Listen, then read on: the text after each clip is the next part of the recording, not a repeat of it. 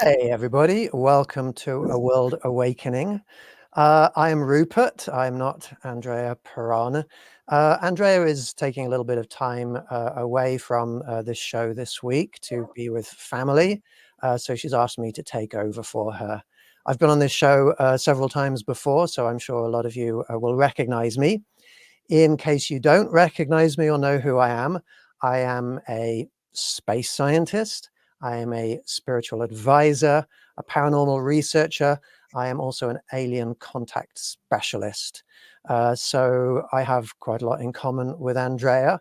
And also Laura here today, Laura Walker, welcome to the show. You also have a lot in common with me and Andrea. Absolutely. Absolutely. It's nice to be here. Thank you very much. I'm honored. Well, fantastic. Now, the title of today's show is Life After Death. So what I'm going to do today is I am going to give a scientist's perspective, a space scientist's perspective on the subject of life after death. I'm going to look at a lot of evidence that has come to me in the course of my life, both from other people and from my own experiences.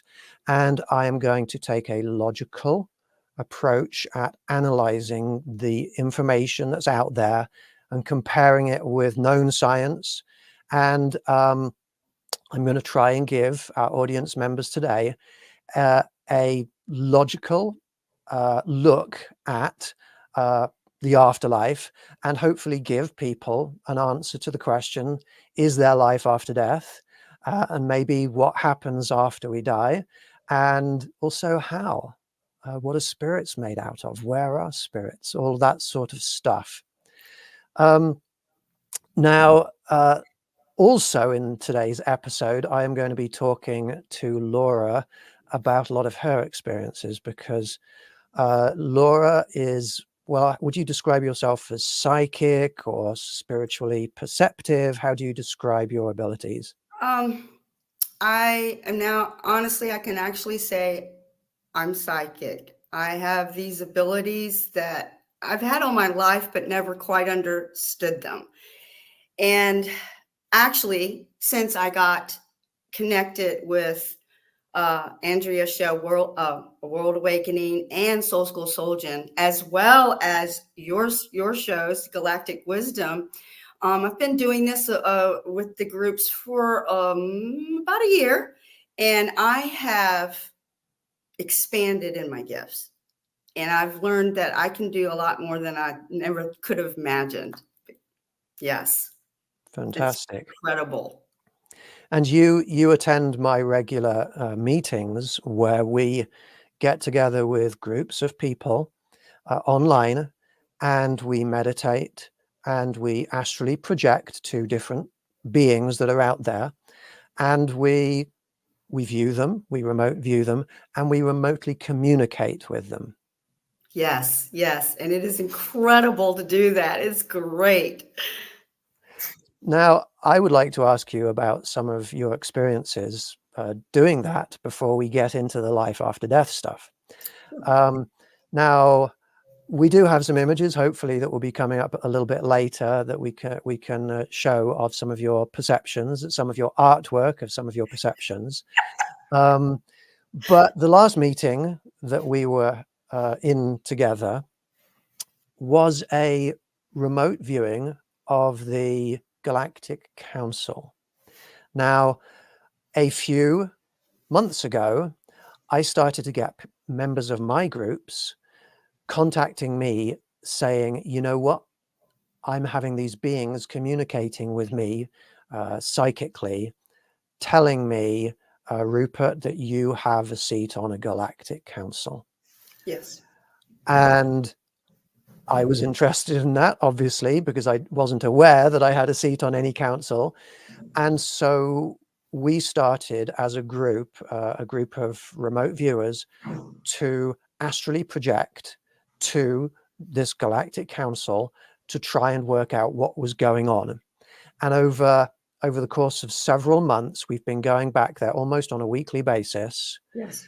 And just having a little look around, in their inner chamber, I think you could probably call it, and to try and first of all learn about the beings that are there. And then we're moving into the next stage right now, trying to build up a dialogue with them where we can really build a constructive relationship, where we can try and figure out times and places where we can meet, like in person, where we can try and problem solve some of the issues on this planet.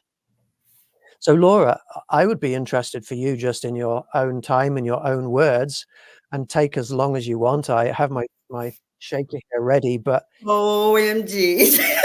we've we've got 2 hours, so I'm probably not gonna be shaking you to stop talking anytime soon. Go ahead and tell us in your own time and in your own words, what is it like to remote view to that location? What does that location look like? What does the space look like? What does the council look like? Okay. It's amazing to remote view. You are taking your conscious right from, it's like you're astral projecting from your body. Your spirit is moving with a group, and we're guided through your meditation to this particular destination. And as you're going through this process, you begin to visualize what we're seeing, descriptive of going through the Caritha as you have described. It is honestly, I've seen it, it's there. Going into deep, like further out into the universe to where there's like, you can almost hear sounds. Images begin to actually form in your mind. And when you reach the destination, you begin to start asking these questions. And at first, for me, I'm like, is this me? Is this something I'm thinking? Because I'm going to be honest, I'm skeptical first, because not everything is real. Not everything is what you may think it is. Okay. I need to have some kind of tangible proof or evidence just to be able to go, okay, oh, okay, yeah, that happened. And that's the unique thing about this. The group, when we do remote viewing, we haven't talked. We really haven't met. We're online. So there is no communication amongst the individuals participating in the group. The only person we're really listening to is you, who is making the guide.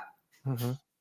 As we are looking around, we start receiving like images. Sometimes the image that comes in is just planted, like a flash bulb, like a camera's going off, and then there's this picture that's there. And the picture that's in my mind is so like, it's prominent, it's right there. I can't get it out of my head. That is evidence for me that is real. Yeah. That is an evidence for me. The other thing is, I'll even hear just singular words. Sometimes I'll even hear sounds like gruffling, clicking noises. Like last night, I heard water running, which was odd to me, but there was some significance to it. Colors. I see orbs. Actually, almost now, every time we do the Galactic Wisdom remote viewing, as we're going through space, an orb-like, purple orb-like, it's an orb. It shows up and it's moving, and it's like it's guiding me. Mm. And others have confirmed that too. And that's what I'm getting to. When we come back from remote viewing, this is where it's the granddaddy of all, okay? Because we write down or we draw what we see, what we hear, what we've experienced, and we all get to share, if we want to, get to share that. And for me, I get blown away, because I'm like, oh my God. Well, I thought I was a little boop, boop, boop, I'm sorry, I'm having light technical difficulties here where I'm at. That doesn't surprise me. So I don't mean to be in the dark, but I'm trying to use my phone for some light. But there's confirmation in what the remote viewing Yes. is taking place. And that is the granddaddy for me, because I think the first time I ever or did the remote viewing with you, I'll never forget it. It was so cold outside, and I decided I was going to go outside. It was my first time ever doing it in a group. It was like 21 degrees outside. I bundled up, and I had the biggest experience of my life. And I saw what looked like a black hole forming. An entity showed me, pointed. And it was like all the stars were being eaten, and then this dark hole expanded with this ring of looked like purplish, bluish, I don't know. It's not smoke, but energy. Plasma. Yeah, plasma energy, and 9 people. I believe it was the number you told me. It was a total of 9 people saw the same thing. Now that says something. That's evidence. So I'm just going to sort of solidify what you're saying there. When we go and we astrally project to a place, we might have a target location in mind, but nobody really knows what we're going to see there. Right. And I do my best to make sure that I don't, during the meditation, lead people into thinking we're seeing this or we're seeing that. And so people are having these perceptions on what's there. And then when the astral projection is over, then we ask, well, what did people perceive? And, if one person perceives something, let's say, I don't know, some kind of a potato being, then we can sort of go, okay, well, that's interesting. But who knows? If it's just imagination, could just be imagination. But if 9 people all see a potato being, well, we've got to take a look at that and think, what does that mean? Is a potato beings real? Now, we have not seen potato beings yet, have we? So, no, thank goodness. But on that one meeting, 9 people all saw what appeared to be some kind of a portal or swirling black hole, wormhole type thing. And when we go and we connect with the Galactic Council, then it's not that we disregard the things that just 1 or 2 people see, but we're focusing in on those things that 5 people see. Right. So it's like yesterday, lots of people saw Arcturians. Mm-hmm. Yep. And we haven't generally seen a lot of Arcturians in the Galactic Council up until that point. So the fact that 5 people all were seeing Arcturians yesterday, that meant something. And then people drawing the pictures and sending the pictures in, and we're comparing the pictures and they match up. Yeah. So Laura, tell me about some of the beings that you have seen in the Galactic Council. I have seen grays.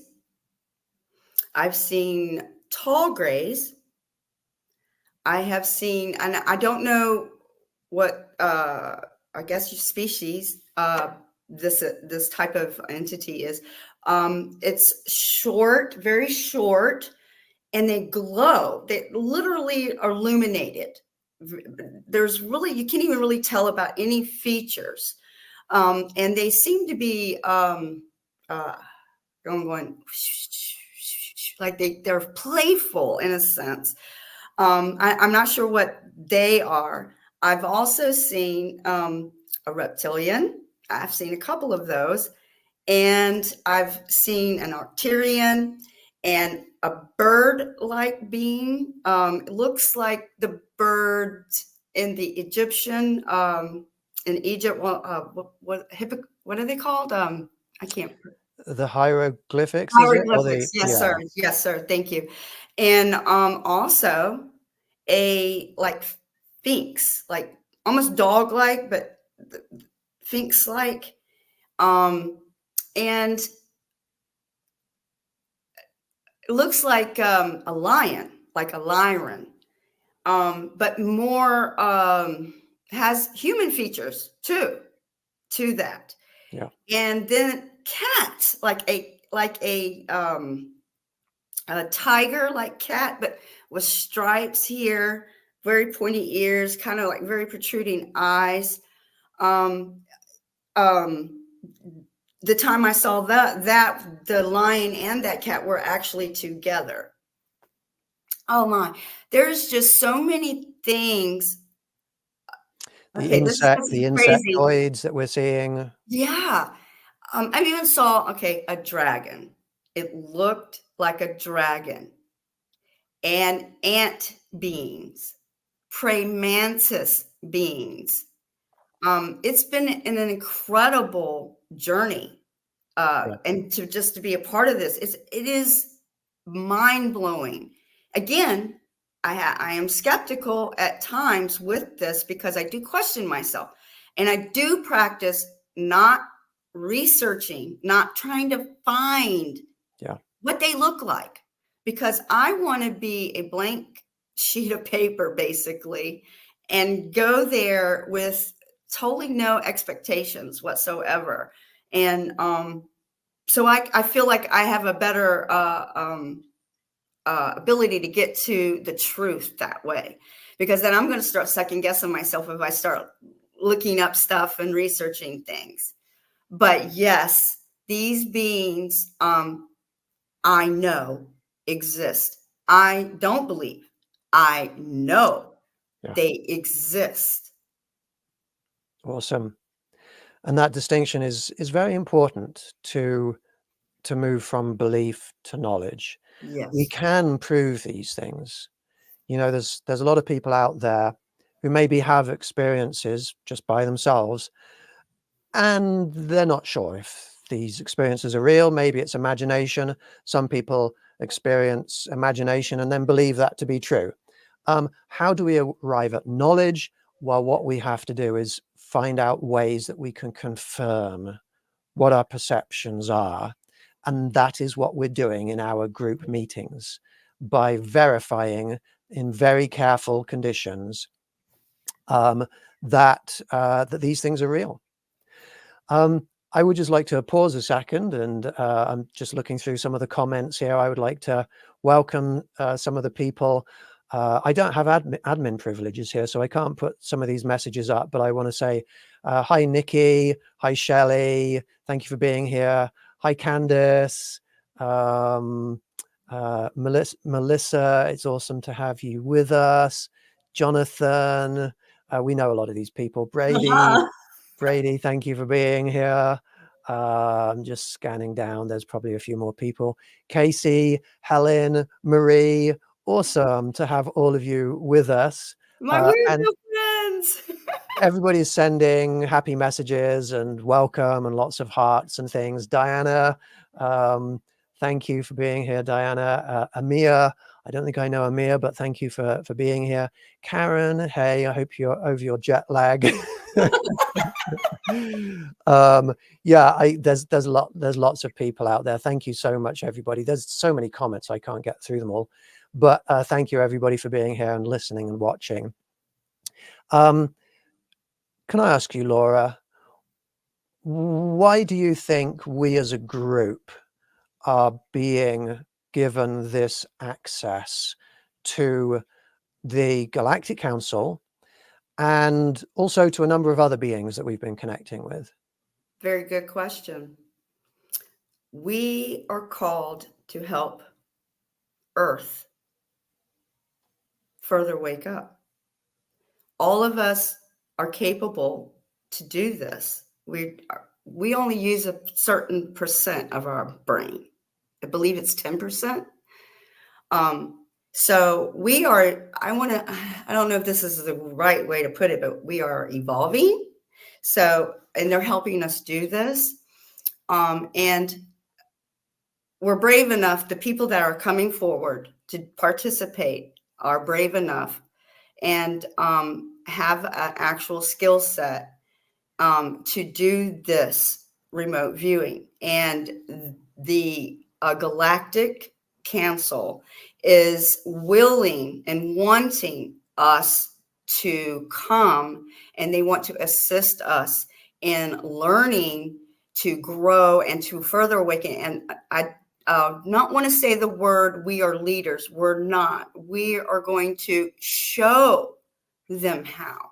We're more like sort of like teachers or assistants to showing how to communicate and how to open up our minds and learn how to accept and do and utilize the gifts that we all have.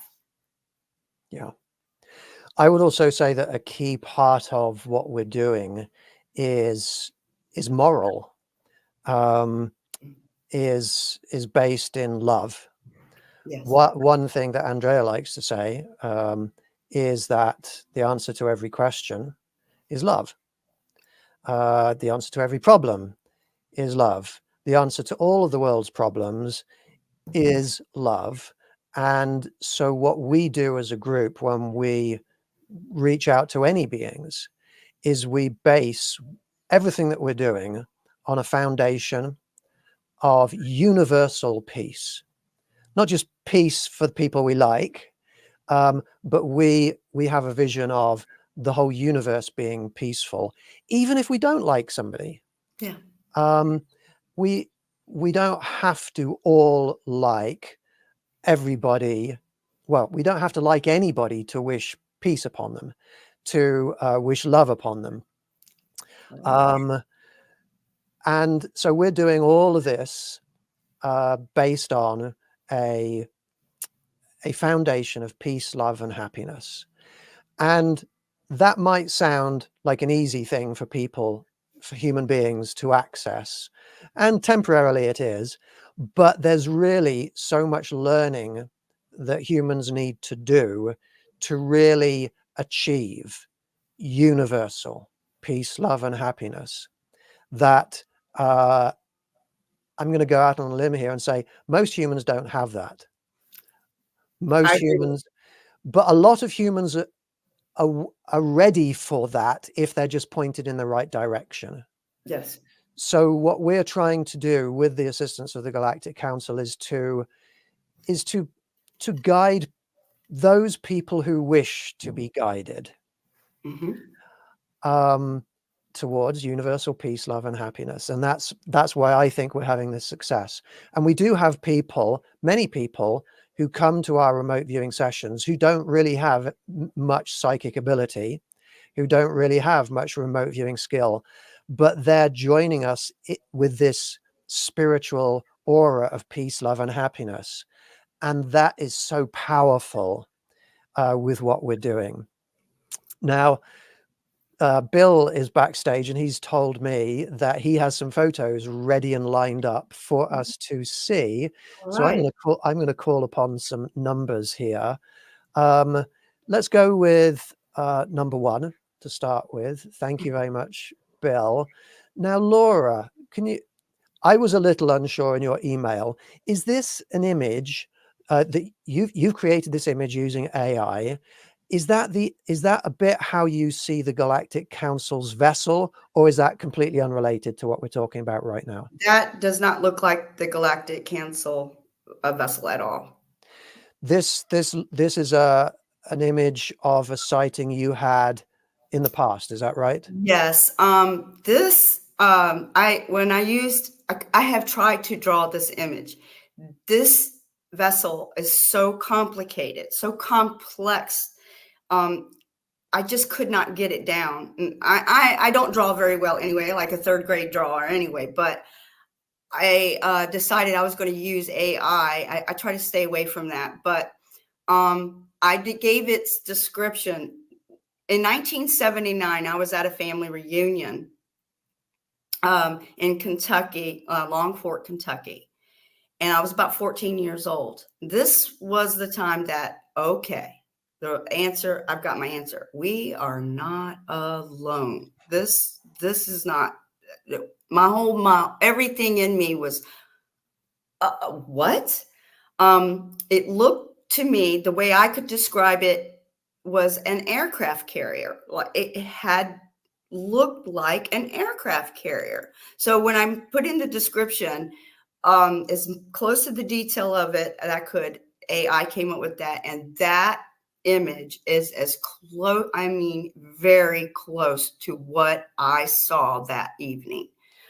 So you went outside one night, you looked into the sky, and that's what you saw.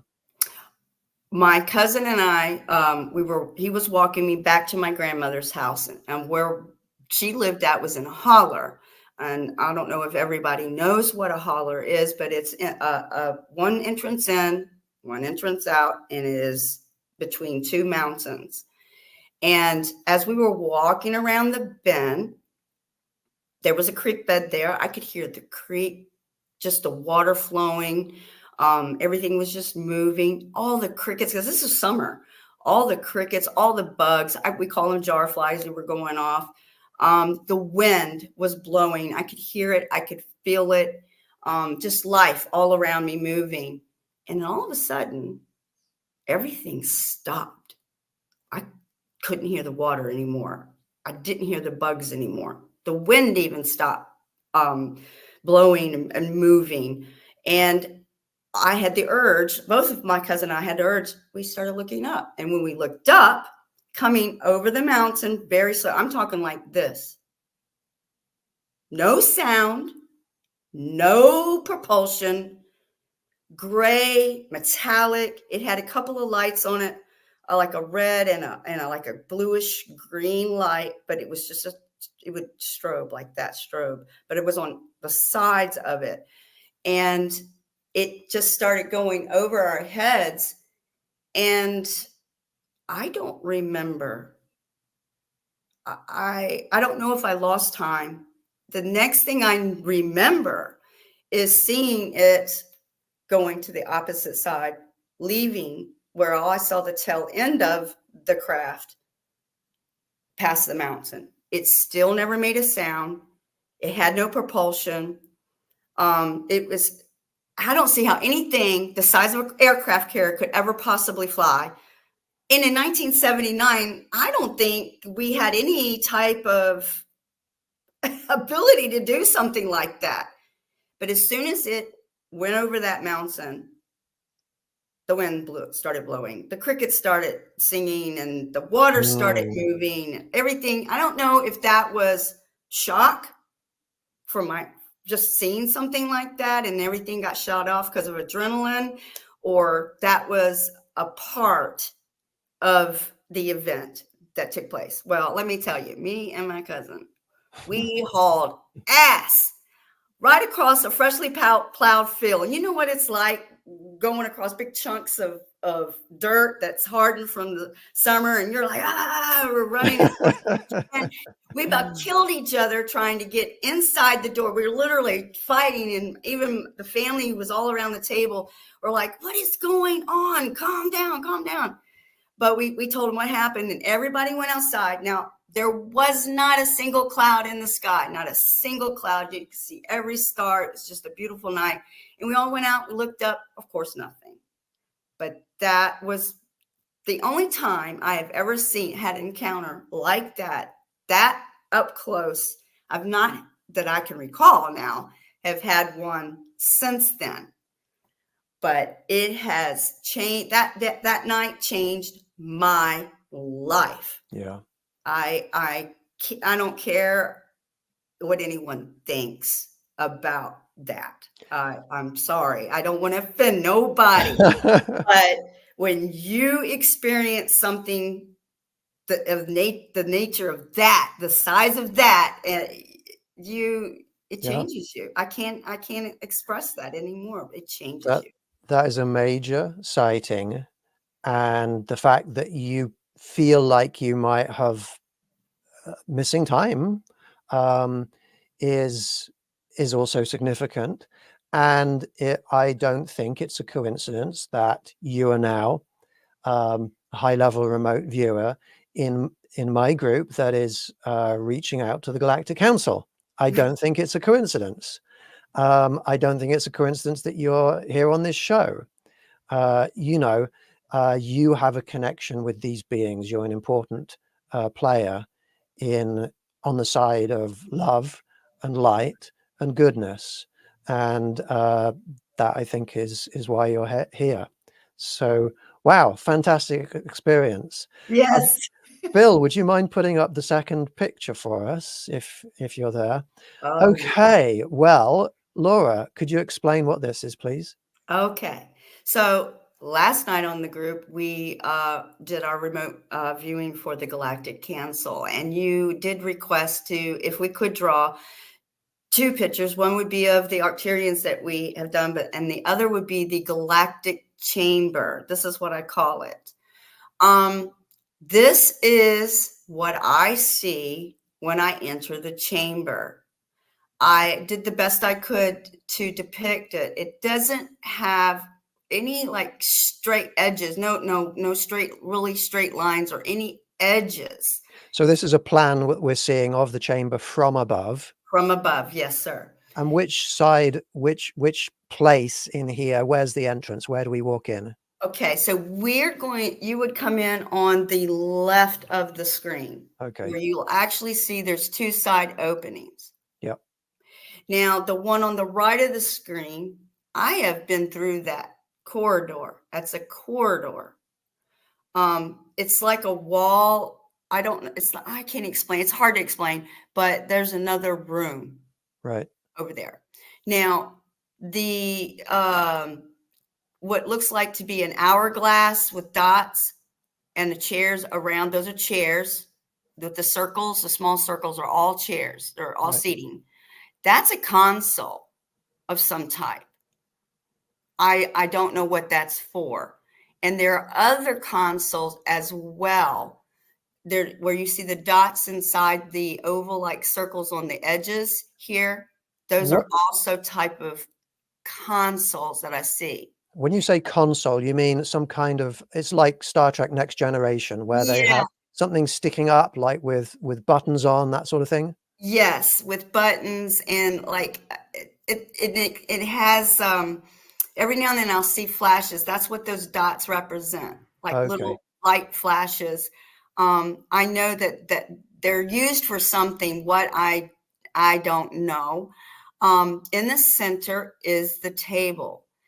The table is oval. It does not have legs. It hovers. And around it are seatings at this table. And in above on each side are also seating as well for observations. Right. On the outskirts here, what looks like from the console on the bottom of the screen, where it looks like half ovals there, those are actually like window display of part of that where you can look out as we travel, like a view window of space. Oh, yes, it's like a console. Sometimes they're viewable and sometimes they're not, and the last night they looked like that to me. Okay. So when we go in there, am I right that you see me going down to the middle part and sitting at the table? Yes, you sit at the edge of the table. Okay. And everybody else goes around the outsides, and your energy helps, and you view from the outside. And sometimes there's other beings in the outside areas looking down, like the lion-like beings, the Lyrans. Yes, yes. All sorts of beings. Some of which I can't seem to receive.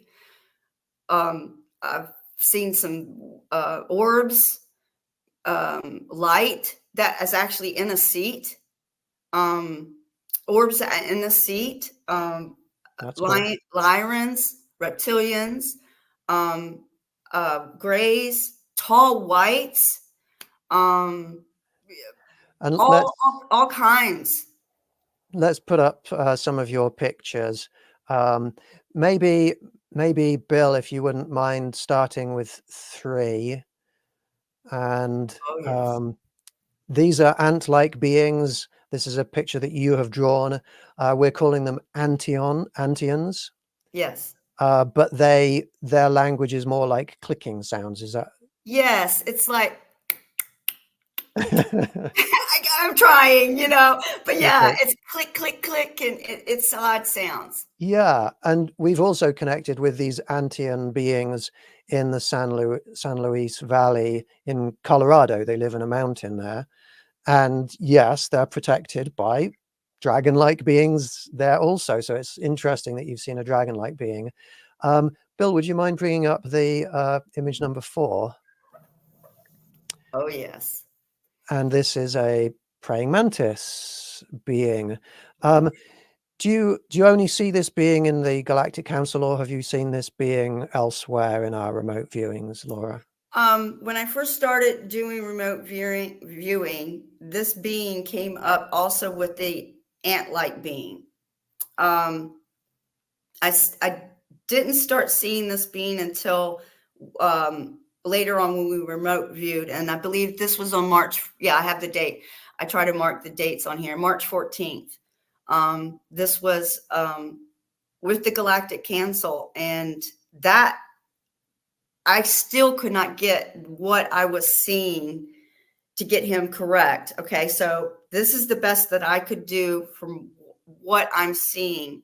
Now, when I draw these pictures, it's funny.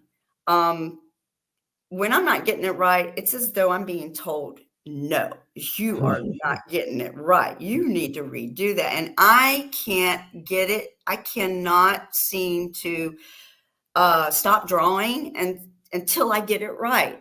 Mhm. And that's happened with just about every of the reptilian. He hated the first drawing. He said, "You will not. You are not. No, yeah. Can we put up image 5, please, Bill, of the reptilian? There's your image of the reptilian. He didn't like your first picture? Oh, no, no, no, no, no, no. He did not like it at all. He was like, no, you will not. And I said, okay, well then I asked, will you help me? And that's what I came up with. If you can look closely, I tried to make sure that he's scale-like. Mhm. And his texture, and it's odd. It's like luminescent. It's like sometimes it's a little off of green and then a little bit of that, just like what a lizard has on a skin, or a snake, that reflective texture that a snake would have. Mhm. That's pretty much what the skin was like of this particular being. Now, this is another reptilian that I've seen. The one that I saw in my first remote viewing, much more aggressive. His teeth were actually coming out of his mouth. And he was very, but he was there to help. That was what I heard. I'm here to help. Yeah. And this is interesting because a lot of people have a negative opinion about some of these beings, especially the reptilians. But I know a lot of people have had positive experiences with the reptilians, and we have reached out to the Galactic Council. Well, we have connected with the Galactic Council in peace, love, and happiness, with an open mind for who we will find there. And these reptilians have a presence in the Galactic Council, and they certainly look scary. I describe them as like human-like with a velociraptor head. I mean, who's not going to be a bit scared of that sort of image? But actually, they like it when we are friendly to them, and they are on the Galactic Council.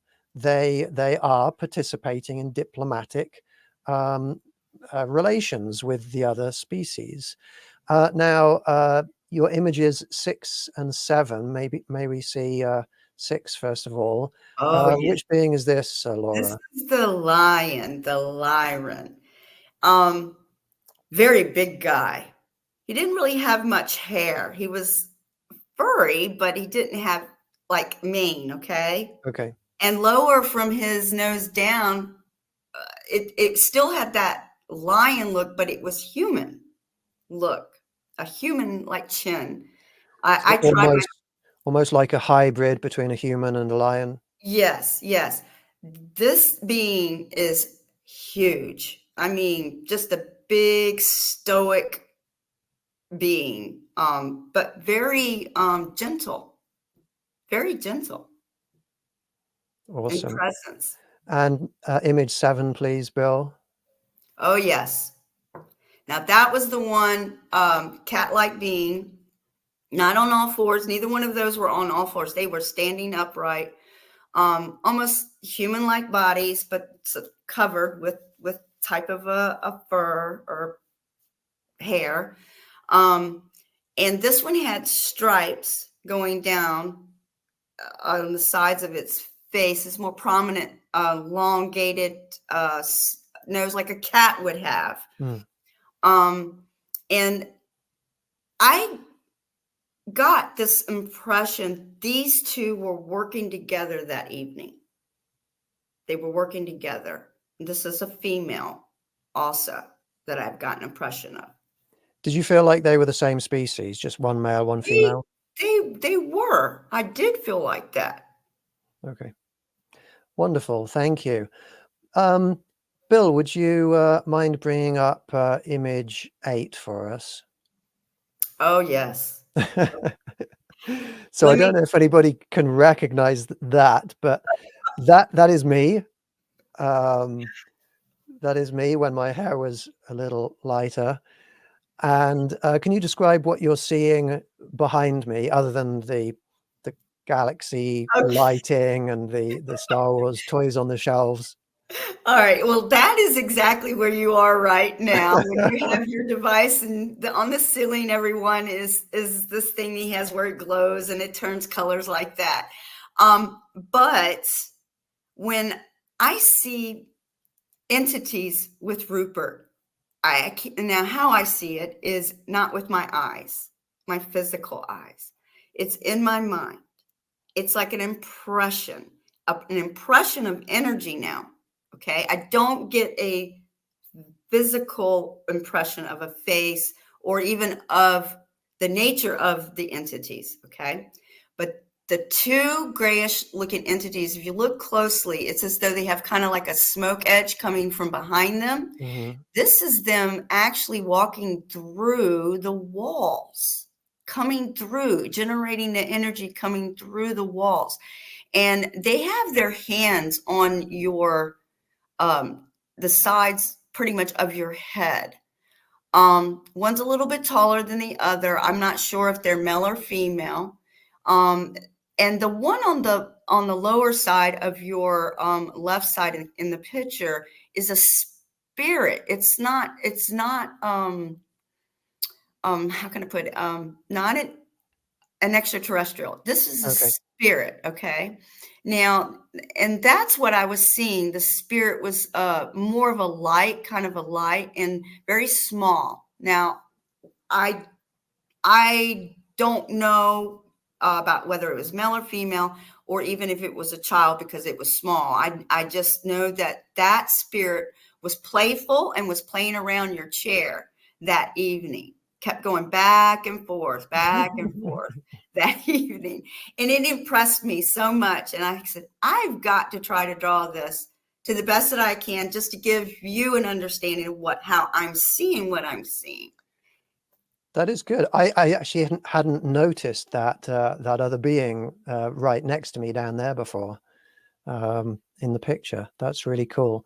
And so those two alien entities were touching my head. Yes. Did you get a sense for what they were doing? They were protecting you. They were also working on you. And what do you mean by working on me? How can I put this? They are expanding your abilities. They're altering you for the mission. Yeah. That's the only way I can explain it. Yeah. And a lot of people have seen that happening. A lot of people have seen beings around me, placing their hands on my head, on my forehead, and enhancing me, altering Yes, me. enhancing you. That's a good word. And I can feel it sometimes when it's happening. I get little twitches in my forehead muscles, in my eyebrow muscles. I feel the presence of being touched there. And it is, I think what is happening is they are enhancing me in a few different ways. But one of the ways is as a healer. I feel like when I am putting healing energy through people, it's really doing something. And also as a connector of people, when we do our astral projection, I feel I reach out my spirit and I take hold of everybody's hands and I bring everybody along with us, with me, where we're going to. That's another thing they're helping me with. But in general, I think fundamentally why they're doing what they're doing is because of my vision, universal peace, universal love, universal happiness. It's easy to say, but it's how I actually live my life as well. And I'm not perfect. I make mistakes all the time, but they see that in my core, that is really sincerely, genuinely what I'm trying to do. And I'm trying to give people opportunities to go with me, to move into the future in this direction. And if Bill, maybe you wouldn't mind showing the final image. This is what it's like, at least your artistic representation of what it's like sometimes when we do all get together and hold hands spiritually and astrally project and try and bring peace and love to the universe. Would you like to explain what's in that picture for us, Laura? Yeah, yes. At the bottom, that is the representation of me at the very bottom of the picture. Me, I am meditating. And as I'm meditating, I literally go through what is called the Karitha. And this is, which is the yellow, the pink, and the purple, looks like a haze or clouds. And we literally go through that. I try to give as much a good depiction of it as I could possibly give.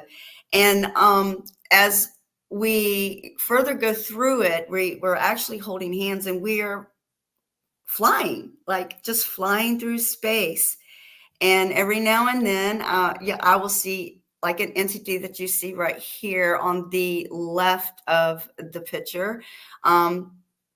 Is image of a gray. Now in the forehead is a triangle. That triangle is an image that is one of many images that I'm constantly being shown. So I had put that in there because it represents them somehow. It's a part of this process. Mm-hmm. And the two beings on the side are a representation of the other people that are with us as we hold hands.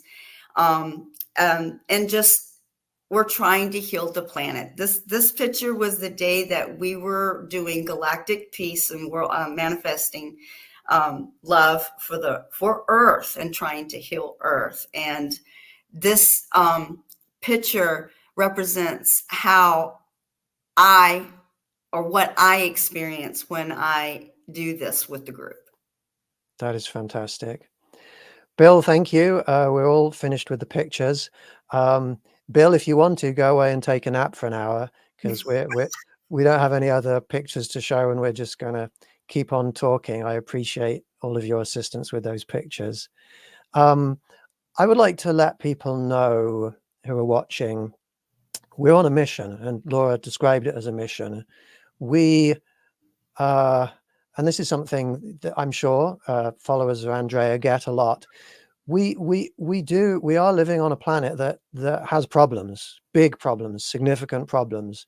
And, it's good to be positive, but that's different to sticking our heads in the sand. And we do not stick our heads in the sand, and Andrea doesn't, I don't, Laura doesn't. And this world has some big, big problems that we're facing. And our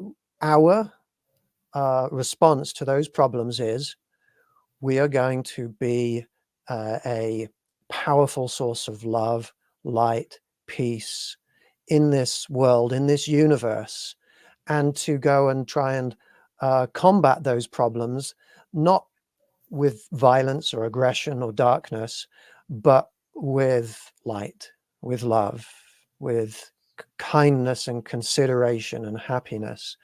You can't combat darkness with darkness. But if you bring light to a dark region, it has a very powerful effect. So we're on this mission, and but we're just like 2 or 3 people. We need to build a large community of people who are with us. We need to turn this remote viewing group that goes to the Galactic Council every week from a group of about 10 to about 100 to about 1,000. So I'm going to say to everybody watching, if the things that I'm saying are resonating with you, if you would like to be actively involved in what we're doing, then please send me an email at rupertcontactguy@gmail.com. rupertcontactguy@gmail.com. Or just join our Galactic Wisdom Facebook group. Send me a message. But send me a message, because every single additional person we can get on the right side is going to really be a force for good in this universe. And I will, if people email me or contact me on in our Facebook group, then I will just send you a few links to how you can get involved if you would like. Would you recommend, Laura, our group for social reasons or for any other reasons other than just the peace, love, and happiness thing that we're doing also? I would recommend it for educational reasons, because it's such a diverse group, and that's what's unique about this. We're accepting one another for our differences, no matter what. Definitely, I would recommend them taking a chance and seeing what's going on. It's worth it. It's worth it. Be open-minded, and I always recommend be skeptical. Be skeptical. That's a good combination. Being open-minded but skeptical. That's a good combination. And with that in mind, I'm going to start talking about life after death. Awesome. And I've got quite a big, essentially, a lecture that I'm going to give on life after death from the perspective of me as an individual. And me as an individual, I'm a space scientist, I'm a logician, but I'm also an alien contact specialist. I'm also a paranormal investigator. And what I'm going to do is I'm just going to talk in chunks of about 10 minutes. And then I'm going to see if Laura wants to add anything, chip in to anything that I'm saying. I'd like to start off by saying life after death. This is a controversial subject. We're dealing with big questions that really, really matter to a lot of people. Traditionally, this subject is addressed by religions, and a lot of people really deeply care about their religious beliefs. This subject, life after death, touches on beliefs that really define many people's entire lives. So I understand that people are passionate and really emotionally invested, mentally invested in their beliefs. Unfortunately, when anybody starts talking about beliefs this big, it's easy for people, when they hear beliefs that are contrary to their own, it's easy for people to feel a little bit irritated or annoyed or offended. And often even that can lead to aggression or conflict or friction or violence. one of the big messages that both myself and Andrea really want to give to people who listen to us is that it's okay for us to have different beliefs if we can still live in peace with each other, if we can still get along with each other in a harmonious way. We don't need to try and force people to believe the same things we believe. What is wise is to understand that we're never going to change everybody's beliefs on the planet, but perhaps we might be able to live in peace with each other. So I would like to make it very clear when I give my little presentation here. I really, really don't want to annoy anybody, upset anybody, offend anybody. I really do always try very hard to be respectful about everybody's beliefs. But at the same time, I'm going to say what I think is true. And I think that I'm not alone in having a conviction that the truth really does matter. The truth is important. I know that many people prefer the idea of finding out actual truths about reality than simply adopting beliefs that other people have given to them. So today, I'm not really going to talk about beliefs. I'm going to talk about what is the evidence that is available to us for life after death, and how strong is that evidence, and can we conclude anything from that evidence? But at all times, did your light just turn on again Yes. magically by itself? Security came and helped me. Thank you. I've been sitting in the dark forever. Thank you. Let there I'm be sorry, light. Rupert. That's good. We're going to shine a light on That's the right. afterlife. So yeah, let's put peace above everything else. Let's get along with each other, even though we have different beliefs. Let's all remain polite and respectful to each other. I'm going to start with the question, is there life after death? What do you think the answer to that question is, Laura? Absolutely, yes. I am going to agree. There we go. There's our starting point. That's our starting point. We both, I would say, I know there's life after death. But what is the evidence? And but what is the evidence? Well, let's start off by talking about near-death experiences. A lot of people get close to death, and in their minds, in their consciousnesses, they have out-of-the-body experiences where they, first of all, they're coming out of their bodies, which is proof in itself, or evidence in itself of some kind of a spiritual body and spiritual consciousness that is separate from our biological consciousnesses. But often they will go to realms where they're greeted by family, friends. They get different psychic or spiritual feelings and impressions. And these experiences sometimes happen when somebody actually properly dies. And after a few minutes, perhaps, sometimes they're brought back to life and then they come back into their bodies. Or sometimes they're not, their body doesn't fully die, but they're close enough to death that they have these near-death experiences. And the important thing to understand here is that what people are experiencing is not a turning off of consciousness and then a turning back on of consciousness. When they die, they don't experience a turning off of consciousness. When they're brought back to life, they don't experience a turning back on of consciousness. What they're experiencing is a continuity of consciousness. And that is a very important piece of evidence. Hey, Laura, is the sound of my neighbor cutting down trees, is that coming through on my mic? No, It isn't? no, Okay. no, you're fine. Okay, good. Let's see. Okay, thank you. Bill has told me the same thing. I was going to go and close the window if I needed to. Laura, do you have anything to add to that? Have you ever had anything like an out of the body or near-death experience? I have not, but I have experienced relatives passing, and I I can't say that I saw them with my eyes, but in my head, and I knew they were right there with me, and I started talking to them. For example, when my grandmother had passed, we knew she was going to pass, but we just didn't know exactly when. And I'm in the kitchen doing the dishes, and all of a sudden, I just felt Grandma's right here. Grandma's right here.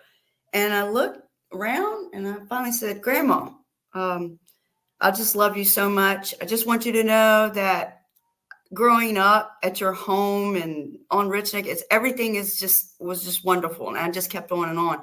And then the feeling of her went away.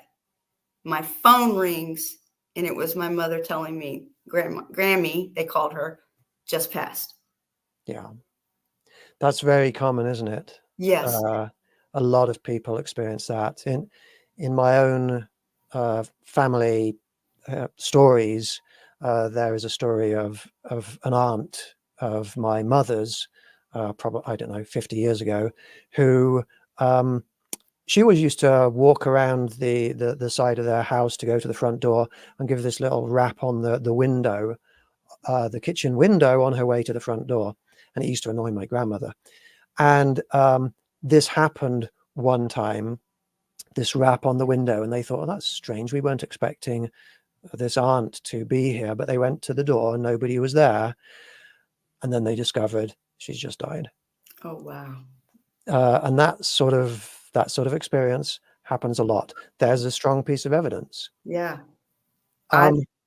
Go ahead. I've had a misfortunate to have to put down a beautiful dog that I had. He was a German Shepherd. His name was Zeus, and he just couldn't. He got the spinal issue, and he was going on himself constantly, and he couldn't walk. And I dealt with it for a year trying to help him get through it, but it was really bad, and I had to put him down. Mm-hmm. That oh, just even thinking about it, it was just so hard. Yeah. But and what was strange is I could hear that dog talk.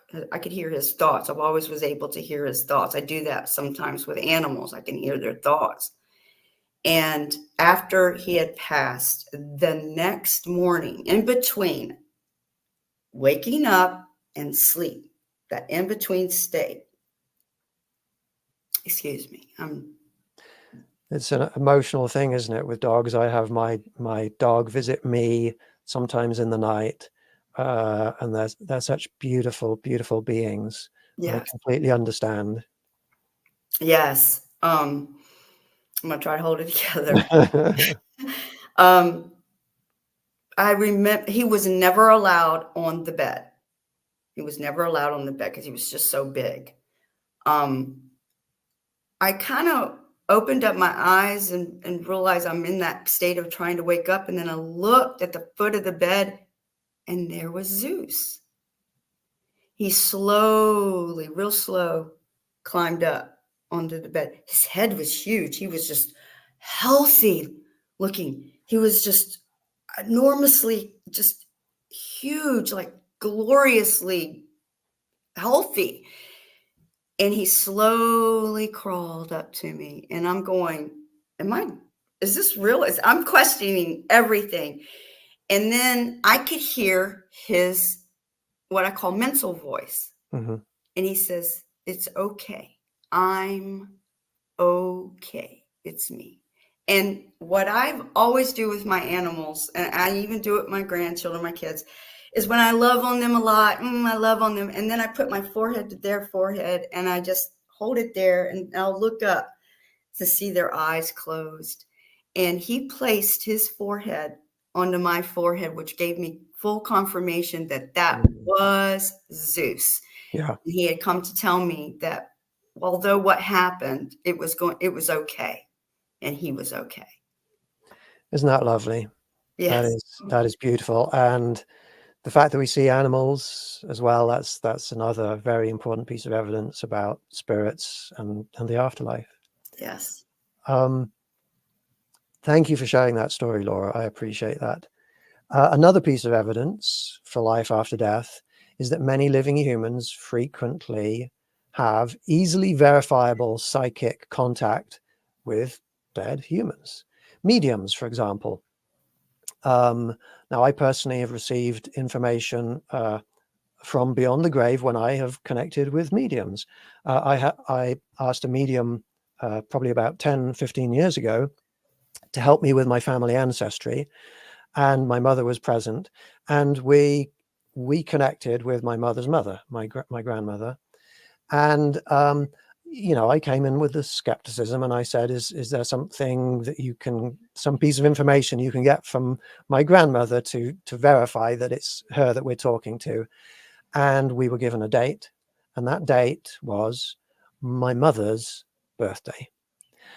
Simple things like that. And we did not give that medium enough information for them to go away and research us and learn dates and things like that. I also recommend people check out one of my favorite paranormal TV shows. It's a little bit old now, but it's still very good. Psychic Kids with Chip Coffey. I think Chip has been on this show actually in the past. Yes.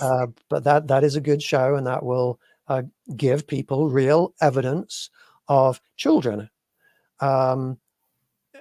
who are seeing spirits around the house, and you follow the experiences of these children and their discovery of who these beings are that they're connecting with. Not just mediums, but also regular people who are psychic will often see, will occasionally see spirits of dead people. There are a lot of psychics that I have in my groups who see spirits around, probably a lot of people watching here. And this happens so frequently, it's very common. And the information that is received through those contacts shows us that there is some kind of a real experience going on. So those are very important pieces of evidence. I was hosting an event one time in Texas, I think it was. I was hosting an alien contact event in Texas. And we were holding hands in a circle, the group of us outside, and reaching out to aliens. And I kept having an image put in front of me psychically of an embossed star, a piece of leather with a star embossed in the leather. And a little bit like how you were describing earlier on, Laura, I wasn't sure if this was imagination, and I tried to push it away. I tried to move past it, but nope, that's staying, that's there. And that's very strong evidence that it's real. And so I just stopped the meeting and I said, hey, listen, I'm seeing this image of a piece of leather with an embossed star on it. Does anybody understand what that means? Because it's coming through quite strong. And one lady in the group, she started crying, and she said, yes, I know exactly what that is. You're seeing my pregnancy diary. And the child that I had passed away. Wow. And it was a very powerful and emotional moment where the conclusion was that we both reached was, this child is here, and they are letting this woman know, we're with you, Mum. And it was very powerful and it was very strong. And that's the sort of that sort of story is widespread among our community, upon around the whole world. Mm-hmm. And another piece of evidence I've got on my list here, which is what you just described, when people sleep, they often see their ancestors and their pets. And people, I think, can tell if it's just a regular dream or if it's more meaningful. I agree with you on that. I do agree with you on that. I can't really describe how, but I agree, because I certainly experienced that. I know the difference. Yes, absolutely. Another piece of evidence of life after death with spirits contacting us is sleep paralysis. Now, I've had sleep paralysis probably hundreds of times. Have you ever had that, Laura? Oh, yes. Yes. And I thought I was going crazy. If you don't mind, one time was asleep, and I actually abruptly got woken up. However, from here all the way down, I absolutely could not move. The only thing I could move was my head back and forth. And when I looked over, like I'm doing that.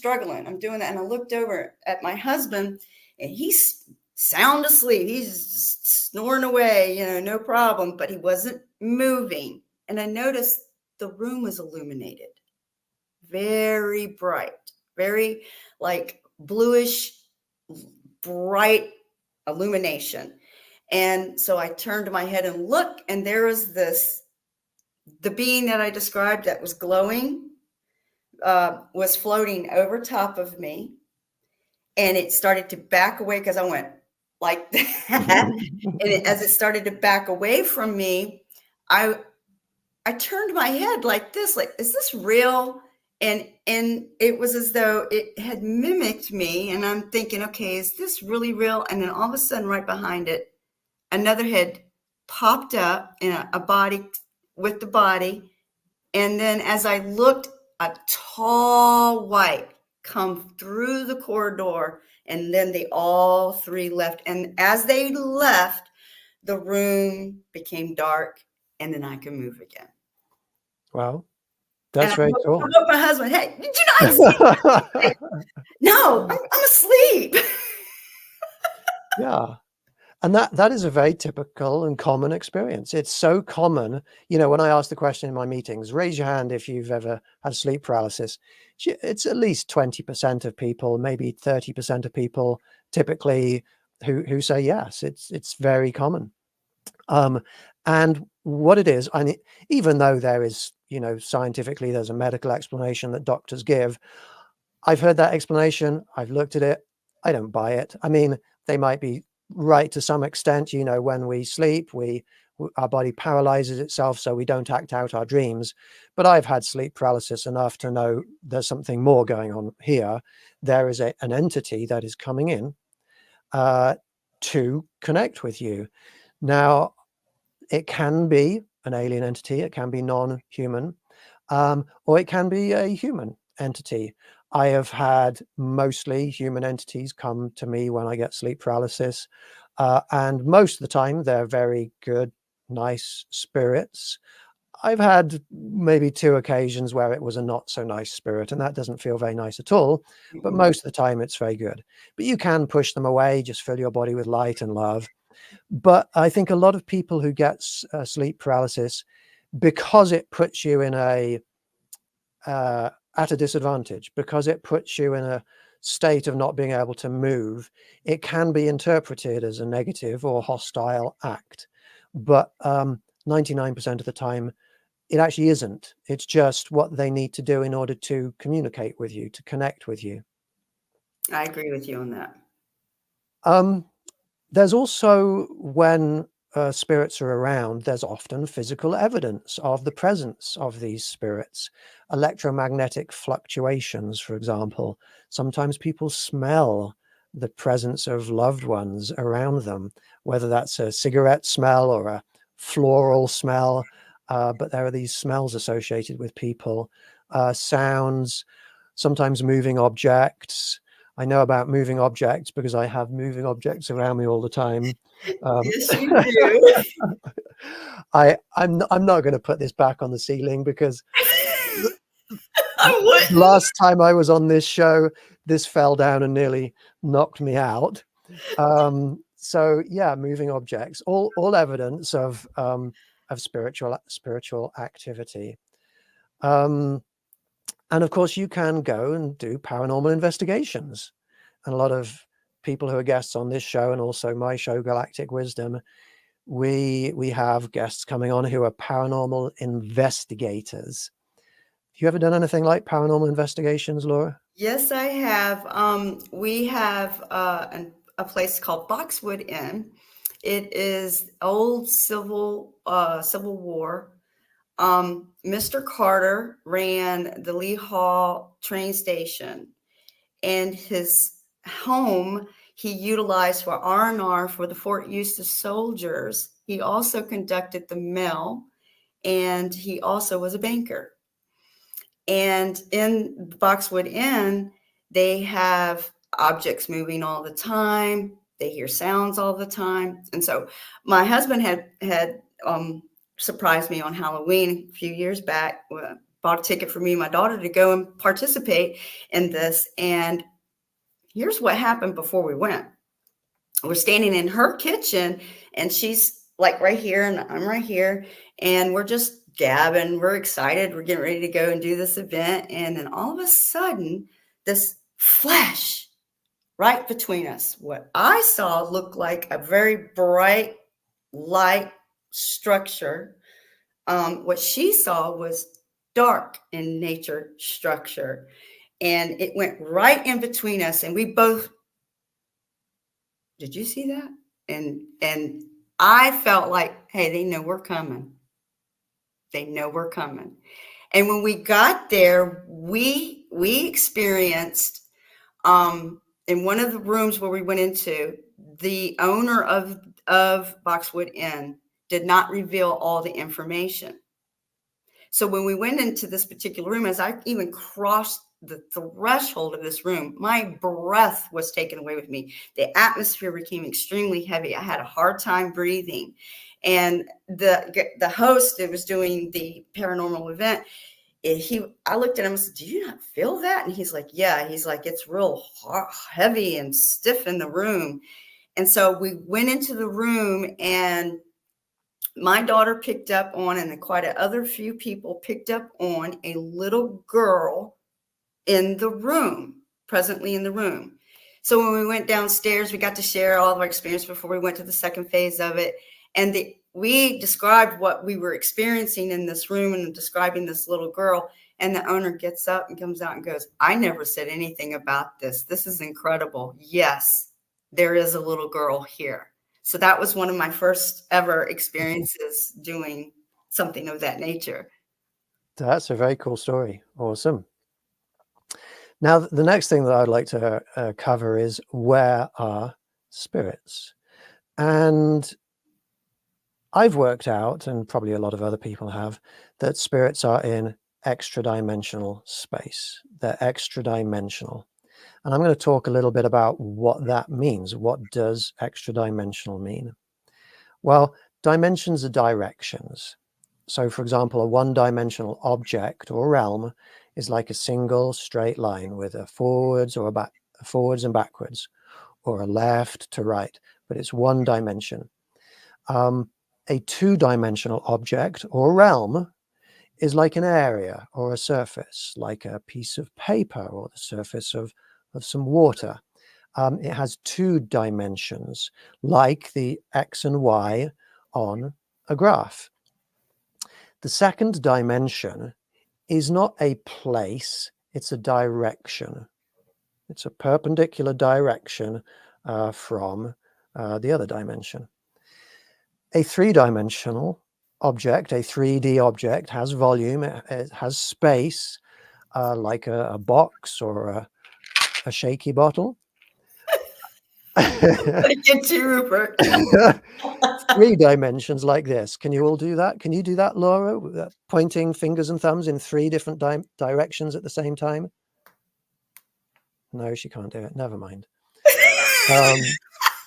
That's okay. I thought, being like a martial artist, you would have good, like, what's the word? Kinesthetic skills or something, but obviously not. That's okay. We'll come back to that. We'll come back to that later. I should teach you a kata that has 3 dimensions in it like that. Yes, you should. Okay, so X, Y, and Z, or if you're American, X, Y, and Z. Now, the third dimension is not a place, it's a direction perpendicular to the other 2 dimensions. Similarly, the fourth dimension, the fourth spatial dimension, I'm not talking about temporal dimensions, I'm talking about spatial dimensions. The fourth spatial dimension isn't a place, it's a direction. And I can't point in that direction because I am presently in three-dimensional space and I can't physically point in that fourth direction, but it's every single point in our 3-dimensional world and universe has this extra dimension in it. We're just not perceiving it right now. The fourth dimension is not a place, it's a direction. The same with the fifth dimension. The fifth dimension is a direction, it's not a place. So I need to sort of state that up front so people understand the vocabulary that I'm using. People often have a misconception that the fourth dimension or the fifth dimension it's somewhere over there, but it's separated from us. No, these dimensions are all around us, and all we need to do to access them is, well, astrally project or open yourself up spiritually, or die and go out into these. I don't recommend that one though. No. Before you need to. But yeah, they're very, very close. They're touching us. We're in that space, in fact. Now, our spirits are extra dimensional. We have spirits in us right now, but our spirits protrude outwards from us in all directions, extra dimensionally. And most people cannot see those, but some people can. Some people can see auras. Some people can astrally project through these dimensions or remote view them, remote communicate with beings who are in these extra dimensions. We can use knowledge of our extra dimensional spirits to spiritually heal. Kirlian photography, which is several decades old now, but that seems to be very good evidence for being able to photograph spirits. I once went to my lab technician when I was working in a lab and gave him the instructions for building a Kirlian photography camera, and he looked at me and said, "No, that's too dangerous because the voltages required are huge. So it's not something simple and easy that people can go out and buy." Now, this concept of extra dimensional space, as a scientist, I can tell you, it's not just some weird fantasy or sci-fi concept that somebody has thought up. These are real scientific theories. I'm going to say theories, not knowledge yet, but theories that there are these extra dimensional spaces out there. We have a lot of knowledge about things we don't know in the universe, like dark energy and dark matter, the asymmetry of matter and antimatter. There's a lot of missing antimatter in the universe, and scientists don't seem to know where this is. People experimenting in particle accelerators like at CERN, they're trying to figure out what's going on with these extra dimensions. And so it's a respectable and respected scientific theory that we have these extra dimensions of space around us. Now, science may not understand all these dimensions fully right now, but as spiritual people, you and I, certainly I know that I've been able to prove that these extra dimensions are real and around us because of the experiences that we have in these spiritual realms. Now, I'm going to talk a little bit about what are spirits. Now, in three-dimensional space, we know there is matter. Everything around me, whether it's a pen or a Laura quieting device, everything around us is made of matter. There's 118 different elements that we know about presently: hydrogen, helium. I could go through the periodic table here: Ha-Ha, Libeb, Kanofner, Namgal, Sipsklar, but I won't bore people by being able to say the periodic table. This is matter that we know about. What people generally often don't know about is that in extra dimensional spaces, there's also the equivalent of matter, but not matter. It's spiritual matter. It's extra dimensional matter. It is called corether, C-O-R, ether, E-T-H-E-R. Do you like my American accent? Ether. I do. So Do I need to talk like you? When I tell people my name in America, I have to say Rupert. Because if I say Rupert, they don't get it. They think I'm saying Robert or something. I don't know. Oh my God. Anyway, sorry, I don't mean to criticize people. I'm just finding the humor in everyday life. But yes, we have this corether, and you've talked about this already in this show, and you drew that picture that had the was it pink and blue swirls? Is that how you And see it? pink and kind of purple and just swirled yellow. Yeah, that's exactly how I see it. Fantastic. So there is that around us. There's there's like an atmosphere of this corether in extra dimensional space, and it is the stuff that spirits are made out of. Our spirits are made out of it. The spirits of dogs, of all animals, all living things have spiritual components that are made out of this corether.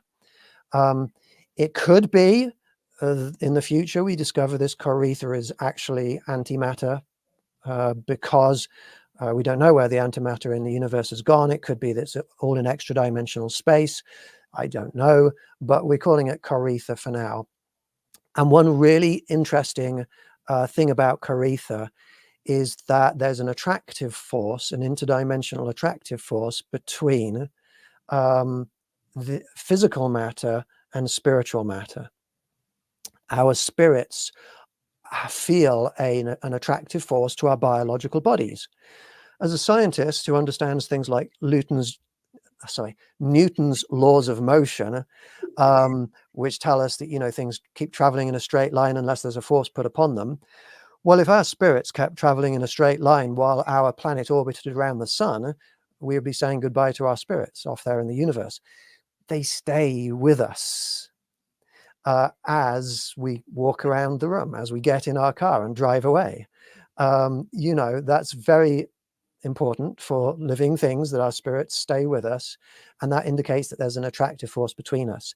And that's really important to know that, because, well, in a lot of different situations, but in one situation in particular, in our healing sessions, because if let's say you've got a crooked spine, and well, straightening my spine might require surgery, like physical surgery.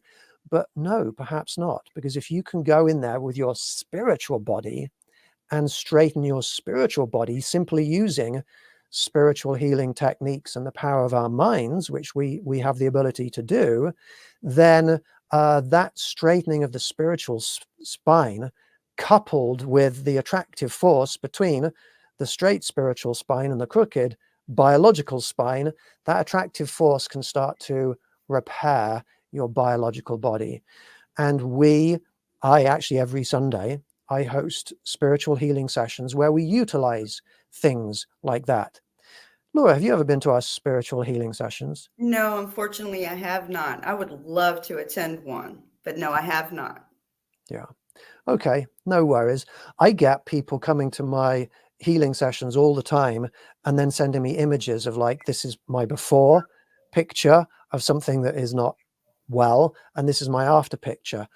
And it's like, wow, did that tumor just suddenly disappear? That's crazy. That sort of thing happens quite a lot. And of course, we can answer the question, what else has spirits? Do animals have spirits? Yes, animals have spirits, just like we do, because we can connect with these spirits after they've died, with animal spirits. Do aliens have spirits? Yes. There are biological aliens around us, around this solar system. But we also connect with real ETs, really extraterrestrial, extrasolar, possibly even extragalactic entities who travel to us spiritually. And we travel to spiritually. And that some of those, those are spirits of aliens, some of them. So then people ask me, well, do plants have spirits? Do inanimate objects like this pen have spirits? And what I will tell people is, well, there is an attractive force between the biological and the spiritual. And so, yes, there's spiritual matter that is drawn into, like a physical pen. And so if you could take a step out and look at this pen from extra dimensional space, you would see a spirit pen. Does that mean it's conscious? No. Just like this plastic pen in real life is not conscious, it's not aware of itself, it's not a living being. So that this is a more sort of logical, scientific style analysis of, well, here's the evidence, what can we conclude from this? And that ability is actually fairly new to us as a human species. Over 400,000 years of existence, our species has only just got to the stage where we are really using logic properly to be able to create things like plastic, to be able to create things like cell phones and computers and space shuttles and so forth. So this is all new to us, and it doesn't come easy for a lot of people, but we can use logic to shine light on the spirit realm in a very powerful way now. Do you want to add anything in there to anything I've just said, Laura? I'm going to go back to what you were saying about our spirit is like there's a force connecting our biological and our spirit body. Okay. So when we do remote viewing and say we went to the craft, I know I have a body back. I can literally feel it. It's hard to explain, but when I go to return, I know it's like a beeline straight there.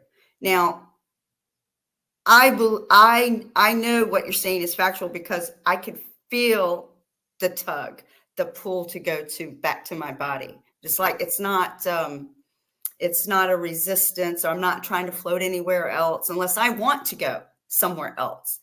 I immediately know where my body's at and I can get right there to it. Absolutely. And in the past, sometimes people have described it as like a spiritual tether. And of course, tethers have a force of tension within them, pulling on you. But whatever it is, there is definitely this force between our spiritual matter and our biological matter. Absolutely. So where do spirits come from? Now, this is where it starts to get a little bit controversial. And I know that I am going to go against some people's beliefs here. And again, I apologize. I don't want to offend people. But I'm going to share with you now the model of that I have been able to deduce, to formulate, of where spirits come from. And before I really go into this model, let's talk about an important observation about the spirits that we see. It's very telling that the spirits that we see almost always match the biological bodies that they came from. When we see the spirits of dogs, they look like dogs. They don't look like a human person spirit who was reincarnated into that dog and now has been released and there's a human spirit. We see a dog spirit. When we see the spirits of babies, they look like babies. They look like biological babies, just spiritual.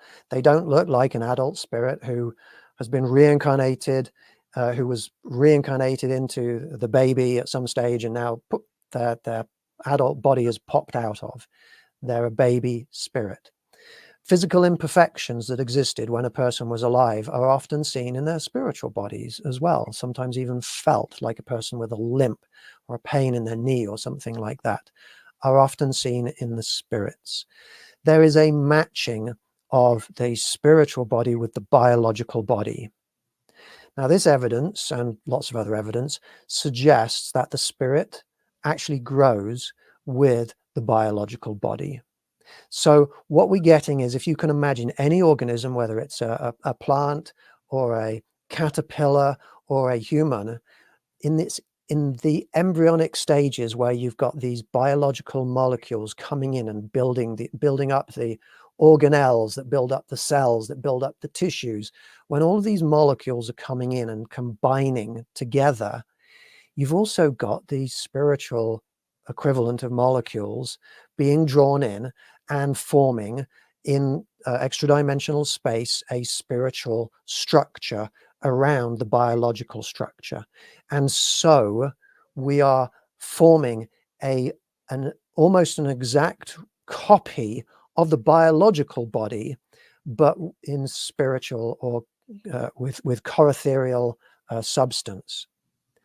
That is why our spirits, when we see them, look like us.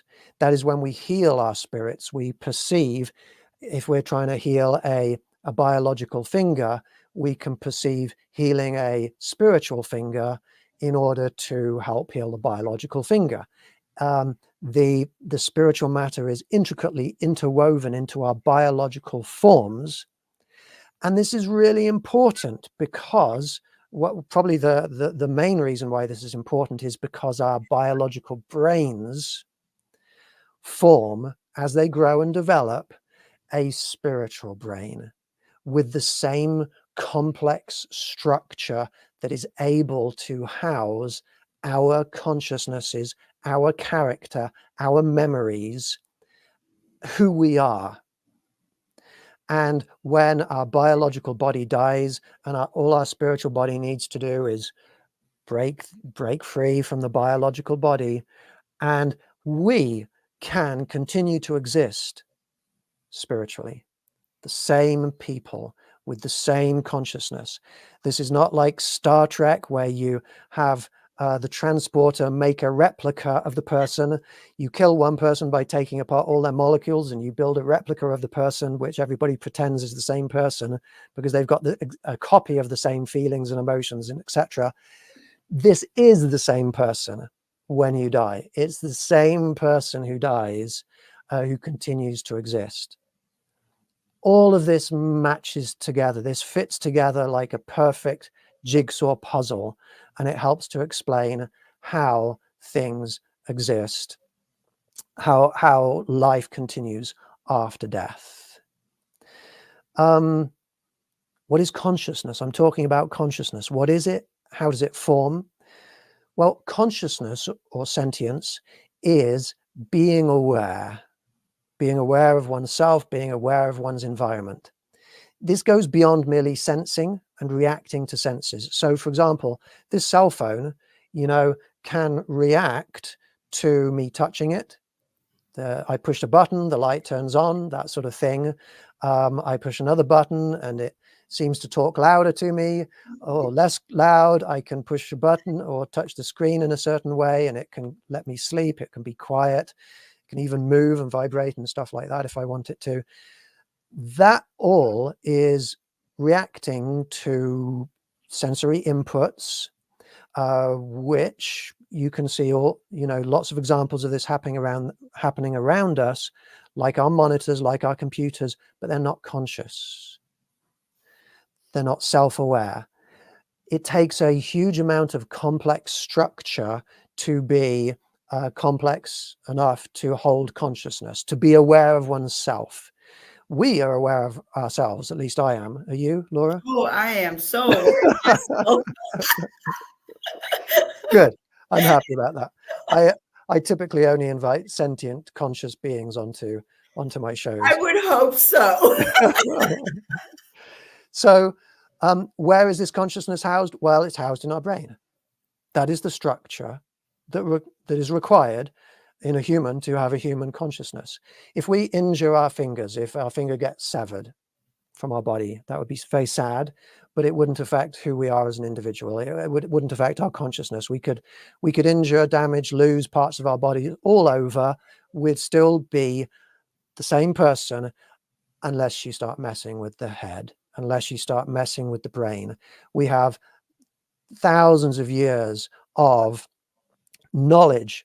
Hey, Ruth, thank you for being here. I saw your comment pop up. I will now accept your friend request because I know who you are. Sorry. Okay. Right. I've completely lost my train of thought now. Okay. Consciousness. We've got tens of thousands of years of messing with the brain of people, of brain damage, of injury, and knowledge about how that affects our consciousness. And so we know that's where the consciousness lies. So this is important because we know that it is this brain that houses the consciousness, and we know we have a spiritual brain. And we know, therefore, that when we're projecting our astral body, our consciousness to other places, we actually have some kind of understanding of what is actually happening, what is being projected. I could talk a lot more about consciousness. I know there's a lot of implications on what has consciousness and what doesn't, whether we're part of a group consciousness, but I've been talking quite a lot. So I'm going to let you chip in if you want to, Laura. Sure. I'm going to talk about consciousness. That is something that we do in our meditation. We see, and this is at the school, in our martial arts, we focus on our action, what we're trying to work on, and we use your consciousness to see it happening. You see it happening. And then eventually it comes out on the physical side of it. Also for manifestation. How you think, your consciousness, the way you word, your words, very powerful, very powerful.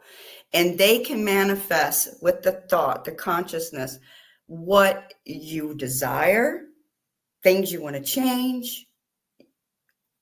I'm going to give you an example. I've been thinking and consciously thinking, I want one day to be on a world awakening. Here I am. You manifested it. I manifest it through my consciousness. Yes, sir. And it's important to practice this. It takes practice because you have monkey brain. That's what we call it, monkey brain, where all these thoughts are coming in. You're thinking about something else, and then something else comes in, but you need to bring the focus forward. How do you do that? Practice. As soon as the wrong thought that's coming in to try to erase what you're trying to make a goal for, you have to stop the thought and immediately redirect that conscious process, that thought in place. And you have to repeat it and repeat it and repeat it. And trust me, I don't have a grip on it. I think it's going to be a life practice for me. Trust me, my brain will go monkey brain. I'll start thinking, I should have done that. Oh my goodness, I forgot about this. I wonder what's happening. Oh, and I'm just like going, and I have to stop and refocus what I want to do. And sometimes to try to get a good practice of it, only do a little bit at a time. Don't try to sit down for 15, 20 minutes and, no, you just think it, speak it, try to apply it and move on and keep repeating the process. And that's how it works. Yeah. Thank you. Yeah. The power of consciousness. Yes. Consciousness can affect our reality in a manifestive way. Yes. And that's one of the things that I teach. That's some of the skills that people can learn. And there is a logical mechanism involved in manifestation, which we utilize when we try and manifest things like world peace. Yes. And to have that understanding when we're trying to apply spiritual techniques is valuable, because it means that you can focus on techniques that actually mean something, that actually work, rather than just fumbling around in the dark. Correct. So that's very cool. I'm going to try and finish off the last section of my little presentation here on life after death with, where do we go after we die? Well, we know that a lot of people that experience have near-death experiences, they seem to go through some kind of a tunnel often, or move towards a light area through a dark region. I call that tunnel the transition tunnel. And what I think, this is a theory, I don't know this to be true, but what I think is probably happening is our three-dimensional perceptions are expanding into extra-dimensional perceptions. Where do we receive this extra-dimensional sensory input? It comes in around the edges, it pushes in the three-dimensional perceptions into the middle, and you end up feeling like there's some kind of a tunnel effect going on. That's a theory. That's actually good theory. I mean, that makes a lot of sense to me. What you just described. Yes. Good. Thank you. And then people are invariably met by family and friends when they get to the spirit realm. This is almost every time you will hear this. They're met by family and friends. The spirits of people who have passed away, they have trans-temporal capabilities because they're spiritual bodies. They don't have mass, so they can travel beyond the speed of light, so they can time travel, essentially. E equals mc squared. They're not bound by that equation, and they are able to know when their loved ones are going to die, because it's there on the timeline right now. In the future, they can see it. And so they will be there waiting for you. And that is what happens. And there is a strong feeling of love, more powerful love often than people are used to feeling on this planet, because your spiritual senses open up and you become spiritually empathic. And so you actually feel their love in a tangible sensory way, rather than just through what people say and through body language. Candice says she didn't have a tunnel when she must have had a near-death experience. Interesting. But it was a great expansive area. I couldn't see the ending of it. Yes. That sounds very cool. Thank you for sharing that, Candice, with us. Yes, thank you, Candice. What we find is that people don't end up in a heaven or hell. People end up with the same good characteristics, bad characteristics, the same flaws, the same faults, the same positive attributes, negative attributes. Wherever they end up, they're met by family and friends. They're always there, and they are introduced into, they're welcomed into that culture, into that family group, and they're taken into that family group. They're absorbed into, societally, in the spirit realm, different societal groups. Just like on our planet, we have different areas where different cultural and religious groups gather. That is also true in the spirit realm. If you are a Muslim, then you'll be met by your Muslim family and friends who have passed away. If you're Christian, you'll be met by the Christian family and friends who have passed away. You are just welcomed into the different areas of the spiritual realm. There is diversity there, just like there is in our world. The spirit realm is not reserved for one belief system. And that's not a belief of mine. That you can determine that from the evidence being that every culture across the planet witnesses the spirits of human beings who have passed away. And those encounters, those experiences are consistent in nature wherever you are on the planet. And then when you're in the spirit realm, you have to go through some kind of an education, a spiritual education, to how to maneuver and cope with extra-dimensional spaces. It's like being a baby in this world. You are born into the spirit realm, and you have a lot of learning to do. And there are laws and there are rules about these are things you can do, these are things you can't do, because otherwise, like on our planet, there would be anarchy unless you have certain societal rules. It might sound a bit sort of, well, that sounds a bit sort of, I don't know, terrestrial, the way I'm explaining it, but that's where the evidence leads us. Laura, would you like to add anything at all to what I've just said there? I do have a question. You mentioned about more of an expanse of being in the spirit, I'll say spirit realm, an expanse of that. And that's related to time. And is time different, or like we keep time here? Basically, we developed keeping time because we wanted to be able to farm. We do it according to the sun, and so that's why we kind of developed the time. Is that is that process there too? Would you know of that? Yes, time is similar. It's comparable in the spirit realm, But being a spirit, you have the capability of traveling faster. You have the capability of accelerating huge speeds, and so that you can therefore have relativistic effects like time dilation, and you can time travel. You can travel through time. I don't know to what extent the different spiritual cultures permit time travel, because you can alter the timeline. And there are a lot of beings out there that are altering the timeline. And there are good beings trying to do it, and there are bad beings trying to do it. So time is an interesting thing. But I think maybe when Candace was using the word, I think, but certainly when I was using the word expansive, I'm talking about physically expansive, like there really is.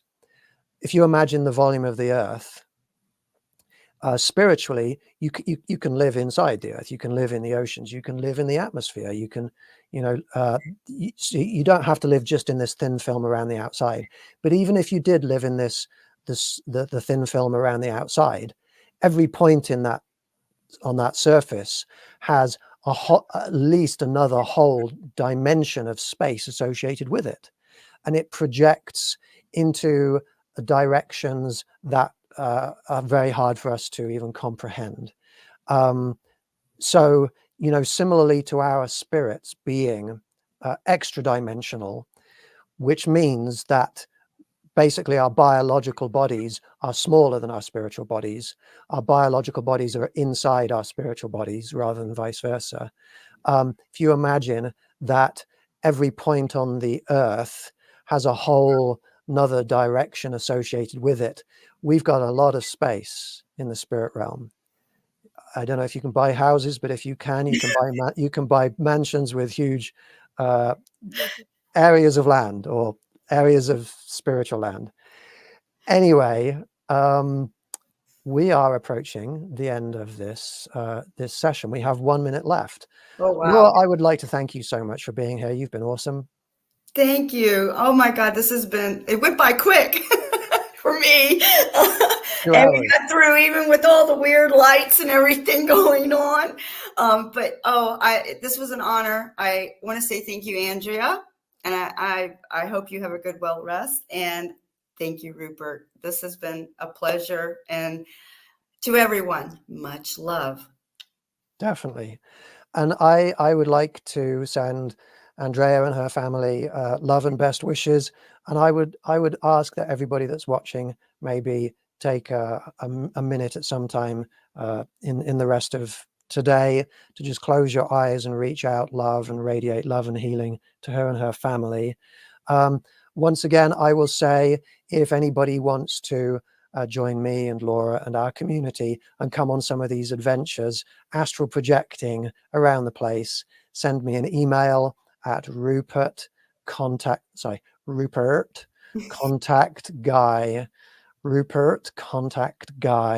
at gmail.com. Peace, love, and happiness to all of you. Take care. Goodbye for now.